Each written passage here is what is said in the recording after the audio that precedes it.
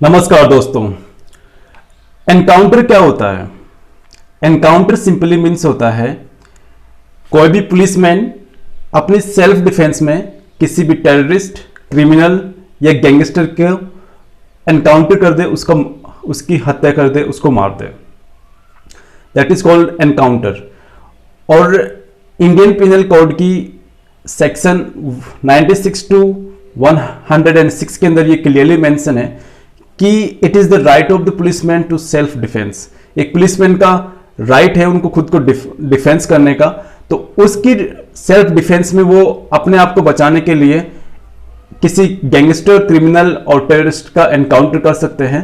तो दोस्तों, हाल ही में विकास दुबे का भी एनकाउंटर हुआ है। इस एनकाउंटर पे कई सारे क्वेश्चंस उठ रहे हैं कि ये फेक है या रियल है, और ऐसे कई सारे एनकाउंटर्स इंडिया में पहले भी हो चुके हैं। तो अपन उन सब एनकाउंटर्स की एक एनालिसिस करेंगे कि इंडिया के अंदर जो एनकाउंटर्स होते हैं वास्तव में फेक होते हैं या रियल होते हैं। इसी के ऊपर अपन एक छोटा सा वीडियो डिस्कस करेंगे। लेकिन national Human Rights commission NHRC की रिपोर्ट्स के अनुसार इंडिया में बहुत सारे फेक एनकाउंटर्स हुए हैं। 2002 से 2008 के बीच में इन 6 साल के अंदर इंडिया के अंदर 440 फेक एनकाउंटर हुए हैं। इनमें से अकेले यूपी के अंदर 231 फेक एनकाउंटर हुए हैं। राजस्थान के अंदर 33 फेक एनकाउंटर्स हुए हैं। ये मैं NHRC national Human Rights commission की रिपोर्ट के अनुसार बता रहा हूं। महाराष्ट्र के अंदर 31, दिल्ली के अंदर 26, आंध्र प्रदेश के अंदर 22 और उत्तराखंड के अंदर 19 फेक एनकाउंटर्स रजिस्टर किए गए हैं 2002 से 2008 के 6 साल के पीरियड में। इन 6 साल के अंदर ही 440 केसेस रजिस्टर किए गए हैं जो कि फेक एनकाउंटर की लिस्ट में आते हैं according to the National Human Rights Commission. और इसी के अलावा नेशनल ह्यूमन राइट्स कमीशन की एक और रिपोर्ट है जो कि 2009 से 2013 के बीच की जो 4 साल के उसके इन 4 सालों के अंदर जो फेक एनकाउंटर रजिस्टर किए गए हैं अकॉर्डिंग टू NHRC वो 555 है। 555 फेक एनकाउंटर्स किए गए और इसमें से सबसे ज्यादा यूपी के अंदर है। इसमें से 138 फेक एनकाउंटर टोटल यूपी के अंदर है और असम के अंदर 52 है, मणिपुर के अंदर 62, वेस्ट बंगाल के अंदर 35, झारखंड के अंदर 30 फेक एनकाउंटर रजिस्टर किए गए हैं। अगर इंडिया की पर्सपेक्टिव में बात करें तो यहां पर बहुत सारे ऐसे एनकाउंटर स्पेशलिस्ट हैं जो कि इंडियन पुलिस में काम करते हैं, और इन टॉप जो ऐसे पुलिस ऑफिसर्स हैं जिनके नाम सबसे ज्यादा एनकाउंटर्स रजिस्टर्ड हैं, मैं उनके लिस्ट आपके सामने ला रहा हूं। जैसे कि प्रदीप शर्मा जो कि महाराष्ट्र पुलिस के अंदर एक इंस्पेक्टर थे, और इनके नाम total 312 fake encounters, not fake encounters, total encounters इन्होंने अब तक कर चुके हैं। 312 एनकाउंटर्स प्रदीप शर्मा ने कर चुके हैं। दया नायक ने 83 एनकाउंटर्स, और रविंद्रनाथ आंग्रे 54 एनकाउंटर्स। ऐसे ही और भी आप एनकाउंटर लिस्ट यहां पर देख सकते हैं। अब बात करते हैं कि इंडिया के ऐसे मोस्ट कंट्रोवर्शियल एनकाउंटर्स जो कि सबसे ज्यादा कंट्रोवर्सी में रहे हैं, उनके ऊपर हमेशा सस्पेंस रहे हैं कि वो वास्तव में रियल एनकाउंटर्स हैं या फिर फेक एनकाउंटर्स है। इनमें से जो मोस्ट कंट्रोवर्शियल एनकाउंटर्स हैं उनकी मैं लिस्ट आपके सामने दे रहा हूं।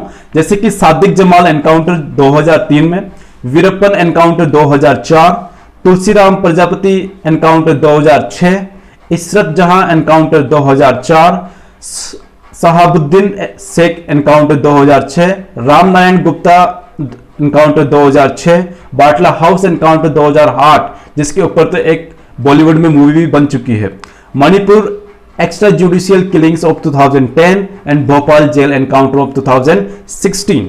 और इसके अलावा हाल ही में हुआ 2019 में जो कि हैदराबाद में हुआ था, जिसमें एक डॉक्टर का रेप और मर्डर हुआ था, उसका भी एक एनकाउंटर हुआ है, तो उसके ऊपर भी काफी कंट्रोवर्सी हुई है।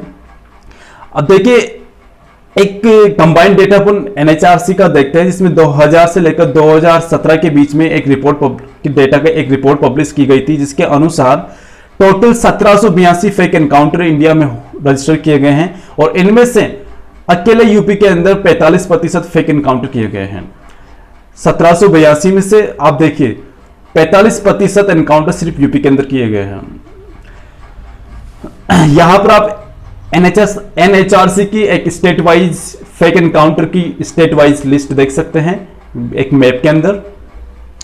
अब सबसे बड़ा क्वेश्चन ये आता है कि फेक एनकाउंटर होते क्यों हैं, क्या कारण होता है कि फेक एनकाउंटर्स होते हैं। पुलिस अपना काम करती है, जुडिशियल सिस्टम अपना काम करता है, फिर भी फेक एनकाउंटर्स क्यों क्या करते हैं। तो इसके लिए देखिए पूरा सिस्टम जिम्मेदार है। इंडियन डेमोक्रेसी के अंदर एग्जीक्यूटिव, जुडिशियरी और लेजिस्लेटिव 3 मेजर पिलर है। इन तीनों मेजर पिलर्स के अंदर जब तक बैलेंस नहीं बना रहेगा ऐसे काम होते रहेंगे। अगर एग्जीक्यूटिव जब ज्यादा पावरफुल होता है तो उस टाइम में जुडिशरी को अपना इंटरफेरेंस करके उसको बैलेंस में लाना चाहिए। अगर लेजिस्लेटिव ज्यादा पावरफुल होता है चाहिए हो रहा है तो उसमें एग्जीक्यूटिव और जुडिशरी को इंटरफेरेंस करके उसमें एक बैलेंस लाना चाहिए। तो यहां पर भी यही देखा गया है कि अगर इंडियन जुडिशरी सिस्टम की बात करें तो यहां पर इतने सारे केसेज हैं कि कई दशकों पुराने केसेस अभी भी रन कर रहे हैं और ये केसेस पाइल्स अप होते जा रहे हैं, बढ़ते जा रहे हैं दिन पर दिन, और उनकी सुनवाई बहुत कम। इसका एक मेजर कारण यह भी है कि यहां पर इंडियन जुडिशियल सिस्टम में बहुत ज्यादा वैकेंसीज है। सेंट्रल गवर्नमेंट के द्वारा इन वैकेंसीज को अभी भी वैकेंट रखा हुआ है। सेंट्रल गवर्नमेंट चाहे तो इन वैकेंसीज को फिलअप कर सकती है, लेकिन एक पॉलिटिकल विल पावर की यहां पर कमी है।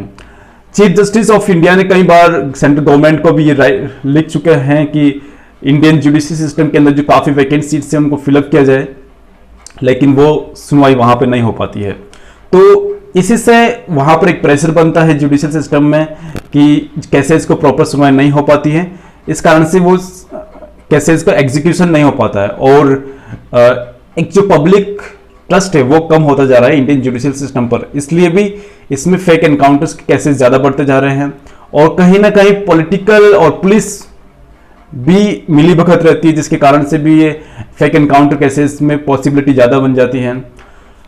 तो दोस्तों ये पूरा वीडियो आपको कैसे लगा कमेंट सेक्शन में मुझे जरूर बताइए। वीडियो को लाइक कीजिए, चैनल को सब्सक्राइब कीजिए, अपने दोस्तों के साथ शेयर कीजिए।